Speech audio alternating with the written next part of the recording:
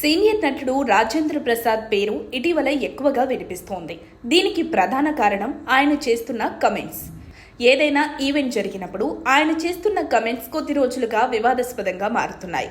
David Warner నుంచి బ్రహ్మానందం వరకు రాజేంద్ర ప్రసాద్ చేసిన వ్యాఖ్యలు తీవ్రమైన చర్చకు దారితీశాయి. దీంతో ఆయనపై పలువురు నెటిజన్స్ మండిపడ్డారు. ప్రతిసారి అలవాటైపోయిందని ఫైర్ అయ్యారు. ఇలా నోరు జారడం టాలీవుడ్ సినీ ఇండస్ట్రీలో సీనియర్ నటుడిగా పేరున్న రాజేంద్ర ప్రసాద్ ప్రతిసారి అలా మాట్లాడడం చూస్తుంటే అభిమానులే షాక్ అవుతున్నారు. ఒక్కోసారి అసలు ఆయనకు ఏమైందని ఆశ్చర్యం వ్యక్తం చేస్తున్నారు.